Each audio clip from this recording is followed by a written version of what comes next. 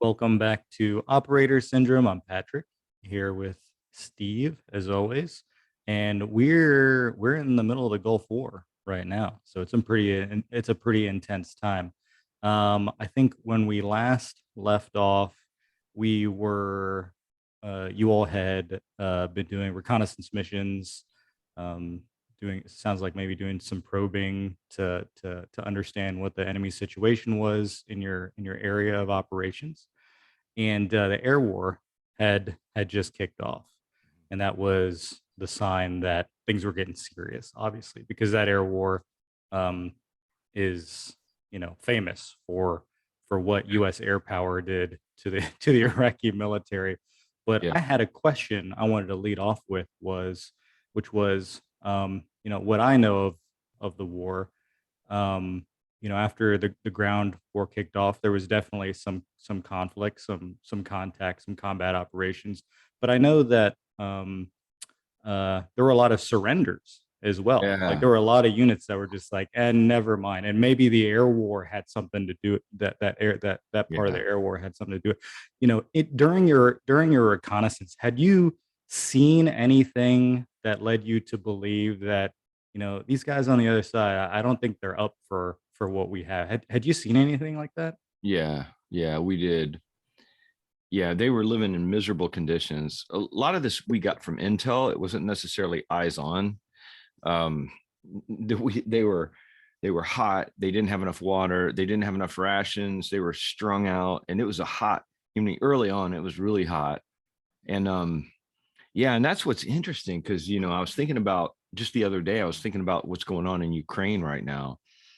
We dropped like psyops, psychological operations, like a C-130 full of leaflets, old school leaflets that, and I still have some somewhere in a folder somewhere. I picked them up off the ground, and it had in Arabic, and then it also had a cartoon so that if they weren't literate, they could see. And it said something like, hold this above your head, sling your weapon behind you, and hold your hands up, and hold this white. This is like your white flag, and you will be taken care of. We'll feed you. Even have pictures of this on the leaflets. Like, you're going to get a lot of good food. We'll treat you better than your dictator is treating you right now, and you'll be safe. We're not going to hurt you. We're not going to torture you. Yeah, it was. So we saw some of that going on, man. When even during the bombing campaign before the actual ground offensive, there were troops coming down, surrendering in droves. In fact, we passed a group one night. We were patrolling up to border town up on the border, and here come these Iraqis with these leaflets, and we're like, I mean, we kind of like we're like, okay, hold what you got, We kind of formed a kind of L perimeter, and then we had to call Marines to come up to take custody of these guys because we were on our way doing other things. But it was just, yeah, really weird. But so I guess all that to circle back to say, we didn't think they had a lot of fight in them. um I don't know. They certainly, I mean, that was another thing too, and this is what we're seeing in Ukraine, that this old generation Soviet stuff is junk. A lot of it, it's really junk. They lost the Cold War because of our economic machine, and they couldn't keep up with us, and that it bankrupt the Soviet Union. I mean, you can get into theories of why, but they just couldn't keep up. And they shot rockets that just stuck in the ground. They didn't even detonate. I Like mean, I've got a picture of Looney one of Tunes those. I style? should have, yeah, Looney Tunes style. I should have. I've got it in somewhere. I should have pulled it up just to look at it because it's me and this other SEAL. We were standing by, going, "Well, it didn't even go off." But yeah, But of course, you go to take the picture and then it detonates. But what did that yeah. do? So seeing that, saying like, wow, okay, they're not really prepared for this. How did What part did that play in you and your unit's confidence about what you were about to do? Did that start to? I mean, you were probably feeling Yeah, relatively confident going in beforehand. You'd had a lot of training. You were an elite unit. But yeah, how did that make you all feel headed into to bigger combat operations? yeah. Nothing but good. I mean, we, we were really confident. When we first got there, we didn't know. There were a lot of questions, but the more we interacted, the more we got eyes on, the more we trained a lot. We were like, I think this thing's going to be a slam dunk. And just looking at, and it was a conventional war. So we were like, unlike you and the Rangers and the SEALs in Afghanistan and Iraq, we were like some outliers, like waiting to do something.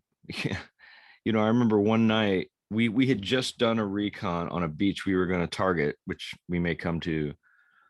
We recon the beach first, and then we went in.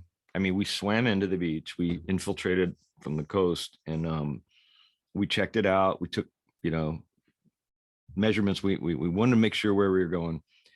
And Saddam Hussein had released, I think, one of the world's largest oil slicks. Like he dumped like gazillions of gallons of crude oil into the Gulf. And into the Gulf, into the the water. Persian Gulf. Yeah, there were animals suffering. It was the worst man-made catastrophe, because we had the Exxon Valdez collision back in the 80s, which was horrible, killed a lot of wildlife. But this was worse. This was like 2 or 3 times worse than that. He just opened up all these valves and just let this sour crude just float out. So one of our problems was, well, how are we going to get, okay, so our boats, we're coming in from the Gulf. If we go across a mile stretch of sour crude oil, is that going to affect the cooling of our outboard engines? Because you got to intake, clean salt water to cool it. Had all these issues, and if you fell out, if you had to E&E, like that stuff is toxic. It's noxious. You would, if you had to tread water in that, we think you would probably last a minute or two. Interesting. Because you can't breathe. Yeah, and it's giving off all this crazy. So we figured out. We did some tests, and we ran across the slick one night with the SEAL Team 6 boats, the Dev Group boats, I should say, these fast fountain open ocean racing boats. And they found that their draft was such that they could get below the oil and just cut through the water and just cut right through it.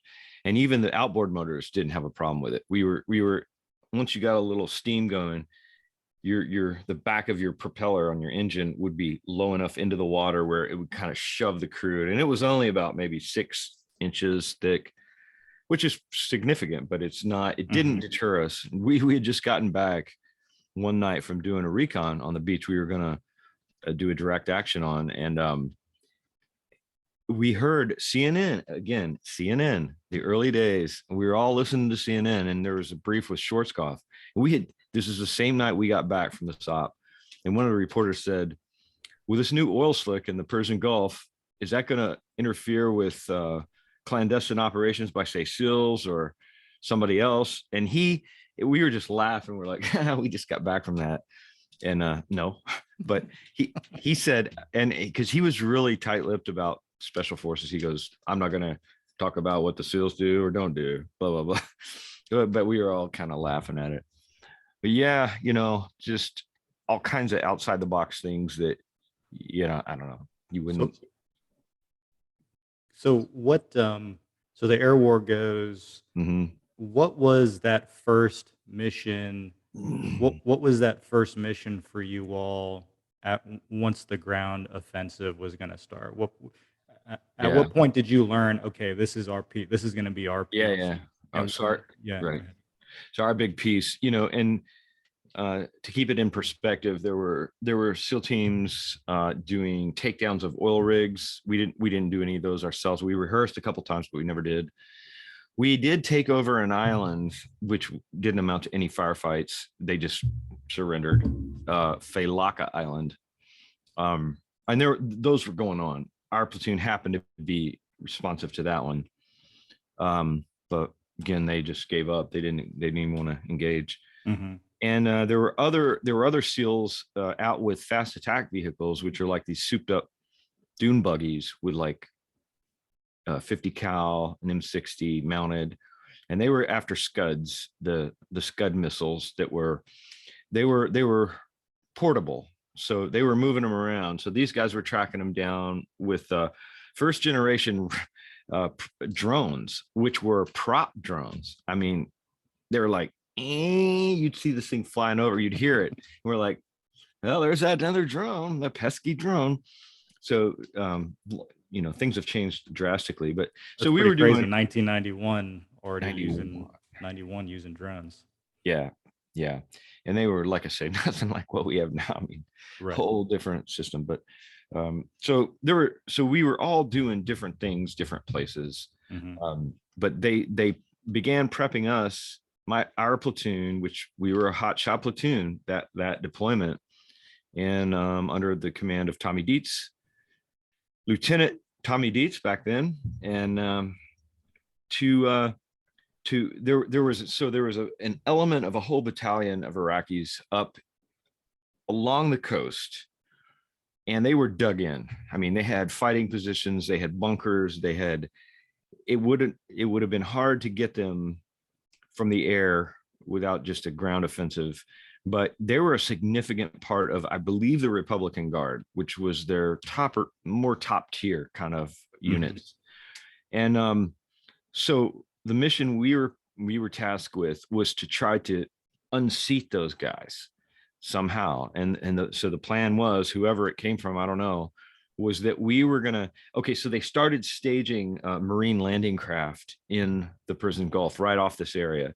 The beach was called Mina Saud in Kuwait, and so we were about 40 miles behind enemy lines when we went in there. And so off the horizon, you've got all these landing craft, all these marine amphibious kind of, we're coming ashore. It's looking like we're coming ashore. The thing is, we weren't coming ashore, but we wanted to fake them, because what happened was Schwarzkopf pushed the armor divisions up from the southwest into what was called a turning movement. And they turned in and just drove them to the coast. And that infamous highway of death, which still gives me nightmares. I mean, man, there was a lot of people who died in those things. That's what the ground offensive was going to be. But we didn't know that. Nobody knew that. I mean, it was all high level. So we were told, all right, our mission was to go into a beach, Mina Saud, that we'd already recon. That's what we had been up there doing, sneaking and peeking. We think there were maybe one or two companies of Iraqi riflemen on the beach or in bunkers. We couldn't verify it, but intel was telling us they were probably there. So we went in, we took fast boats, the big dev group boats, which were like fountain, 48, 50-foot fountain, open ocean racing boats. These things were really cool. They had dual 454 Chevys that were built by Ed Hale, he builds NASCAR stuff. I mean, and racing props. And then each boat had at the four corners of where the crew would sit. I mean, it's like Miami Vice type boats, like just nice hauling. These things are like rockets on the water.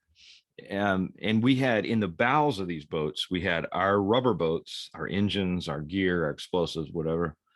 And then we had 4 shooting positions, 2 in the front and 2 aft in the boat. So on each corner where the crew could sit, we had 250 calibers, 2 M2s. We had a Mark 19 grenade launcher mounted. That's for those de-jargonizing. So a 50 caliber is a belt-fed machine gun that is very powerful. It's you don't want to be on the receiving end of a 50. And then the Mark 19 was it's a belt-fed grenade launcher. So it just goes like chink, chink, chink, chink, chink. And each one of those chinks is a grenade coming in, a 40 millimeter grenade. And then on the back right corner, we had a minigun, a 7.62 minigun. Nice. Yeah. So miniguns put out a lot of lead really fast. Yeah. They're the ones like in Predator, the 6-barrel guns that just go, you hear them going off. They don't even sound like a machine gun. They sound more like a buzzsaw or something. So each boat had that going for it. And so they took us up north. And I remember the worst part of it was the brief beforehand, because one of the things we had to deal with in the Gulf War was mines, floating mines. And Yeah. we had minesweepers, we had littoral ships that were trying to look for these, and they got a lot of them. But these things, like if you hit one, nobody's going to survive. They're really hugely powerful. And we Right. knew it. And we were like, if we hit one of these things, and you can't see, it's not like you can see them too well. They're kind of bobbing, and you're going 80, 60, 70 knots on the open ocean. There's just not spotting them, and they're not going to come up on radar, at least the kind of radar we had um, on those boats. So somebody said that we're going to make a fast, high speed. We were going to launch from Saudi Arabia in the Gulf, go up past the Kuwaiti border, and then into about 3 miles, 4 miles off coast, and then we would deploy our inflatable boats, and then we would kind of just putter in to about half-mile offshore, swim in, and do our thing, which I'll talk about. But the question in the brief was, somebody asked, I can't even remember who asked. I think it was one of the guys in the platoon. They're like, sir, and we were being briefed by a captain, which is an 06, who was working at CENTCOM, and he was a SEAL. Ray Smith was his name. And somebody said, what's our plan for dealing with these mines? Like, because if we hit one of those, we're all dead. And he just said, yeah, he said something to the effect of, yeah, we think that'll be unlikely that you'd hit one just blindly like that. But all I can tell you is there's no way to detect them. We don't have time to plan for it. It's just one of the risks that you're going to have to deal with. And the last thing he said was, he goes, but what I can tell you is if you do hit one, there won't be any pain and suffering. It'll be instant annihilation. I was like, oh, how comforting. Yeah. How comforting. That is terrifying. But honestly, sometimes Uh, you get to that point where you're like, well, at least because there are so many ways where it can be dragged out and yeah. painful. You're like, well, I guess that's true technically. And these mines, for reference, like these mines are intended to take out, well, anything, but definitely intended to take out larger warships, right? Yeah. Like that's what Huge. they're made for. So your Yeah. fast boats don't stand a chance. Like you No. you will be obliterated, like you said. Yeah. We will be vaporized. Yeah. So our mission, we launched, we didn't hit any of that. Got up to Mina Saud off the coast, and our mission was to swim in, well, to take the boats in and then disembark when we got close to the beach, and then swim in haversacks of C4. So we had this is like an old school frogman mission. It really does sound like it. Yeah. Yeah, man. It was totally, it was like back to the days of World War II and UDT, because they would blow stuff. They would prepare the beaches for the Marines. That Mhm. was our bread and butter in World War II. The UDT, which are frogmen, underwater demolition teams, our predecessors. And and then we dropped off 2 buoys, big marker buoys, because that's something that's traditional tactics. So if you have a landing craft coming in and you've got an obstacle here and a coral reef over here, you've got to mark it so they don't run aground prematurely. So you set buoys and say, all right, here's your lane, just glide in through these buoys and you'll be all right. And like some of that goes back to like we would do hydrographic reconnaissance. We would search the beaches, we would survey it. I mean, all this is old school stuff, but it was a conventional war, like World War II. Really, it was crazy in that sense. So we swam in. We set 6 haversacks. Each haversack had 20 pounds of C4, just to get their attention. The only purpose, it wasn't meant to hurt or destroy anything. It was meant to wake people up. Mhm. A big boom, and like, what the hell's going on? Look over here, is what we were saying. Mhm. And then they would see it was in the pre-dawn hours, I mean, in the middle of the night. So as the sun would come up, they would see the buoys, they would see the Marine ships and go, uh-oh, they're coming ashore here. And so that's what now we did shoot. We shot up the beach pretty good because we wanted to wake them up. Like right before the explosives went off, we were back on the fast boats. We rolled up our boats, stowed them, and we just putted in. I mean, just puttered in to about a couple hundred yards off that beach, and we unloaded. I mean, miniguns, 50 cal grenades, and we called an airstrike as well to get, again, we're just trying to get their attention. Mhm. Whoever was there and who however they fought, we don't know. I mean, we were at such a distance that there was not much return fire at all, if any, very W- little. Were there any I'm thinking Save It Private Ryan. Were there any obstacles on the beach? I mean, they No, had dug in positions, but they hadn't tried to no, prevent nope. vehicles from getting up on the beach. No, there was nothing. It was the easiest landing ever. We made it look like maybe there was something here's come through these lanes, but they Mhm. had no idea and they weren't out in the water. So, but, Right. but no, they didn't do any man-made obstacles, and there were no natural obstacles like coral heads or stuff like that to be blown. So yeah, we just shot the living hell out of that beach, and that was it. And then we just we puttered back about half a mile offshore because there was going to be some explosives going off, and Mhm. they were on timers. We set them on timers, and we were doing a countdown, and then just sure enough, boo, boo, boo, boo, boo, the whole beach just blew up, and then an entire battalion or part of a battalion. We're not sure exactly how many, but a good size element of a battalion came out of their dugout positions, came down to respond. I always joke and call the mission Operation Michael Jordan because we faked them. It was just a big fake, and they fell for it. And anyhow, our aircraft, and it almost made me sad because it's almost like, this is taking the sport out of it.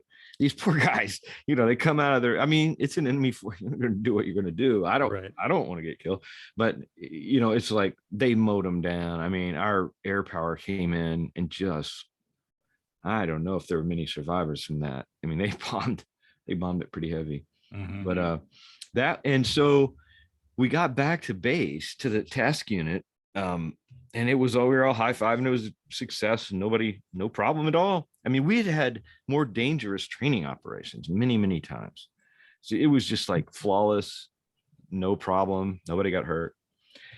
And we got back, and our commander, well, the commander of the task unit said, hey guys, we just got word from Schwarzkopf at Syncom. He wanted to tell you guys, Bravo Zulu, everything went according to plan. They reacted right, and now you guys, they were waiting for your explosives to go off to launch the ground war, and we didn't. It was like, huh? Because all this is compartmented. You Right. don't know Right. big picture. But we're like, are you kidding? Like our bombs like launched, and then they started the turning movement up from the south. So it was pretty cool, and there's a chapter on it in a book. If people want to read more about the op, it's called The Commandos by Douglas Waller, Waller. I think he's a Newsweek correspondent. It's our platoon, and my pictures actually in that book. I'm standing on a boat before we launched, my moment of glory. It's called Deception at Mina Saud. That's the name of the chapter, and it's pretty good. He did a great job.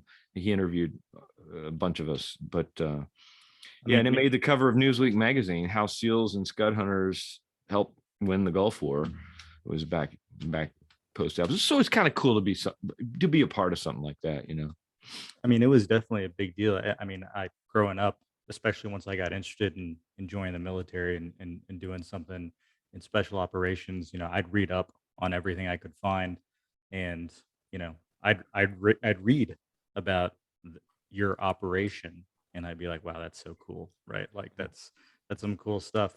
And Yeah, then everywhere you read, it's like that's like they're like this is textbook, like this is how you do it. This was the feint that allowed us to do this. So it was yeah, a huge contributor to the success that that they had at the beginning of the ground war. yeah, yeah. Yeah, it was easy. So you and that's the way it's supposed to be. And Yeah, and I think that you know, I don't think people well one thing you said, Bravo Zulu. That's a Navy-ism, right? That means good job, Yeah, good right? job. Yeah. Yeah. Yeah, de-jargonizing a little. Yeah. Bravo Zulu is a Navy thing that means kudos or like well done. Yeah. So Schwarzkopf, who's kind of like who's kind of not anti special operations, but I mean that they're not his favorite. You weren't his favorite people. You wanted to And see his tank columns go and do work. yeah, yeah, he was an old school conventional fighter, tanks, armor, big infantry, like, and he didn't trust us. He thought we were a bunch of snake eaters, loose cannons, that we were going to go kick off the war prematurely before he got the battlefield set up. Mhm. So he was just like the anti special ops guy. But then he begrudgingly gave you the kudos at the end. He He's did. like, "Thanks, thanks. He did. Now I can do the fun part Now I with can. all the armor." That's right. And there another thing too that was kind of, I thought, all right, I don't know. I mean, hey, he's a great commander, no doubt.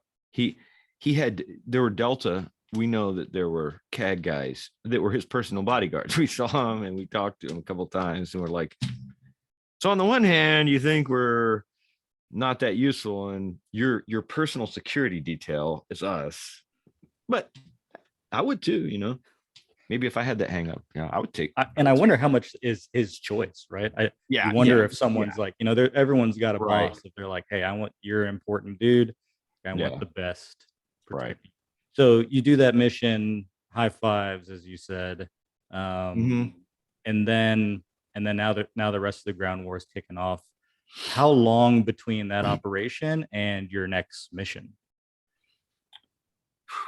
That operation, our next mission, probably a day or two, a day or two, and and it wasn't really. It was sort of a mop up. It wasn't really a mission. We went into Kuwait City with a bunch of us went up in there. I mean, cup two or three SEAL platoons went up in there, and just going house to house, seeing if there were any holdouts. We captured a lot of Iraqi gear. They were all out of there, or they had surrendered. What And was what was the city like when you by the time you all were uh, up? it was a mess, man. Everything had been vandalized, just smashed to pieces. There was Really? defecation in public spaces. I mean, it was like bizarro. And there were even some bodies that had been hung from like light posts Mm. um, by the Iraqis. When they invaded. Some of that was, yeah, it was the worst part was the highway of death. Was the highway running all the way through Kuwait on the coast. It was the coastal highway going up into Iraq. And the Iraqis, you can Google this and see some imagery. We saw some of it. We didn't, I saw enough to where my stomach was turned and I was like, okay. They got stuck in a traffic jam. You can't drive off the roads over there because it's steep sand. It's like, unless you have some kind of crazy four-wheel drive vehicle, you can't take a normal vehicle in that sand or you're stuck in 2 seconds. Hmm. So they were all trapped trying to get out of Kuwait. They realized things were going completely sideways, and our air power just came in strafing run after strafing run. It's just like shooting fish in a barrel. I mean, they're just stuck on the highway and they're just dropping rock eyes, cluster bombs, everything, and just it was kind of sad. I mean, it's really sad in some ways. Like, man, just trying to get out of there. Like, holy smoke! I mean, I always try to put myself in the other person's shoes, and maybe that's not a good thing to do as a warrior. But I was like, damn, that's rough stuff. Well, you And it can. was, yeah, I think you can have an appreciation for the. I think you can have an appreciation for being in that tactical situation. I think yeah, you're probably very easy to empathize, mhm, sympathize with like, okay, I can imagine I've been in plenty of convoy situations before where you get stuck, you're held up, and now you're helpless, and here yeah, comes fixed wing and rotary wing, assault on your position. There's nowhere to go, there's nowhere to run. And then that's different from, okay, these are the same guys that were hanging people in Kuwait City. yeah, So, yeah, in some respect, like you asked for this. yeah. Um, but I could definitely see being like, Ooh, that's a tough spot to be in. It it I'm glad was. I'm not you. Yeah, there were a couple other incidents that were hard to deal with respect to both the Kuwaitis and the Saudis. We well, my buddy Rick's platoon came in. So in Saudi Arabia, they have so much money, right? They have so much freaking money. They wanted to give us like a check for $5,000 to $10,000 per soldier, just as a bonus for being there to help them to save their country. Thank you. Yes. Yes, but unthank you because we don't do that. We don't accept payments from a foreign government because it gets into the mercenary area and you can't pay our troops. We're there being paid by the American taxpayers. So the story was that King Fahad, who was the royal family at the time, he gave us service medals, Saudi Arabian liberation or something, and it put like an ounce of gold in that thing. And I don't Is know. that true? I'd heard that as a rumor, but I is don't that know. true? I don't know. I never figured it out, but I've got that medal. So who knows? Maybe I got my ounce of gold, but yeah, maybe that was just a good rumor. But anyhow, there was one incident. So in Saudi, they have so much money that most of their work gets done by two groups of people. The engineers who actually, it's called a Ramco, Arabian American Oil Company. And that's another bizarre thing. So we have these, they're compounds. They're these huge like neighborhoods. It looks like a neighborhood in San Diego. I mean, they water it. They have grass. They have palm trees. I mean, you water the desert and anything can grow. And you have British and American families living on in these subdivisions, but they're like compounds, and wives, children. I mean, you would think it was a San Diego suburb. I know this because we went to a Christmas dinner. They hosted us. They said, "Hey, want a turkey dinner? Home style, and we all were like, yeah, heck yeah." And we went, a bunch of us, and they hosted us. In fact, the lady who hosted my dinner was from Louisville, Kentucky, and she went to Atherton, I went to Ballard. It was like we had this whole, oh man, what a small world. Here we are in Saudi Arabia. So you've got the skilled labor, which are engineers and physicists who actually get the oil out of the ground through, what they do, engineering. Mm-hmm. And then you have a slave labor force of mostly Bengalis, people from Bangladesh, some from the Philippines, developing world nations who don't have much, and they could work 5-10 years and retire back in their home country because of what the Saudis are paying. So Rick's platoon one night, man, he was very agitated when he got back. So when we were on this one base, when the air war started, they shot rockets at us on multiple occasions, which was exciting. If you've never had experience, we figured out where they were coming from pretty much. Through intel, through air assets and others, and they were up right on the border. And so Rick's platoon went up there and found them. They actually got eyes on where these rockets were coming out, headed to us. I mean, they never hit. They were ballistic rockets, so they weren't that accurate, thankfully. And they lased it, so lasing is where, this is back in the old days, you put a laser on the target and you could have an aircraft drop a laser seeking device that would pick up on your laser and fly it right in there. And we didn't have any more of those after that night. So they took care of that. That was Rick's platoon. I think they were SEAL Team 3. I'm pretty sure SEAL Team 3. But they went up this night. They were patrolling in to find this position. They went into a building, and there were Bengali slave labor who were being raped by armed Saudi troops. They're being raped, and they put an end to it. But I'll just never forget. He was so pissed. He's like, "What are we doing here? Like, what are these people's values? Like, what is going on. And yeah, it's a confusing. I mean, we were still kids. We were Right. like, we were 22, 23. It's crazy. And then the other thing that really that I took away from it, that I'm like, boy, this doesn't happen in our military, is that there was a whole truck full of Iraqi captives, and some these Kuwaitis who, of course, they're pissed, right? They just raped their country, killed and raped their families, and they were just, these people were in custody, these Iraqis, and they were like beating the crap out of them with their assault rifles, like butt stroking them in the face. And again, we stopped them. I don't know what they did afterwards. We were like, no, we're not going to be witness to this. These are war crimes you're doing right here, and it's over. So I don't know, just a different mindset, different. I mean, I guess it goes back to what we've talked about before. It was like our troops were trained. Yeah, we've got loose cannons, we've got bad apples, but by and large, man, we're trained to be decent. And it's kind of weird to say that, like, because you're like, well, we're trying to kill one another.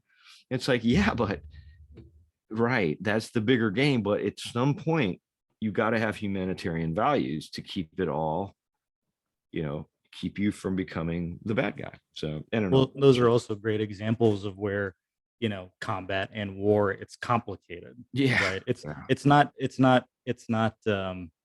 It's not, well, everyone on our side, on the ally side, they're good, great people. They can do no wrong, right? Yeah. Those Saudis who were on the side of the U.S. coalition. I Mhm. mean, those were the quote unquote good guys doing Mhm. horrific Yeah. atrocities, right? And then, for the Iraqi captors getting beaten up by the Kuwaitis, on one hand, again, you can understand that. You'd be like, Yeah. Yeah. well, I Yeah. get it, but it's still wrong. And I agree with you. You know, the US military is not perfect. It's never been perfect, but I do think it stands out uniquely in history as a military that generally tries to do good. Yeah. I truly do believe Play that by the rules. yeah, that Yeah. we're unique, that we try our best in a situation that's always complicated and always in the gray area. We try to instill values and we try to create chains of leadership that try to stay focused and professional. So Yeah. so okay. Great. I mean, it's awesome to hear those stories again, things I read about. But I was, and here we go. We heard the story straight from the Yeah. source, straight from the source. So we'll pick up next time. And thanks everyone for listening. We'll catch you later.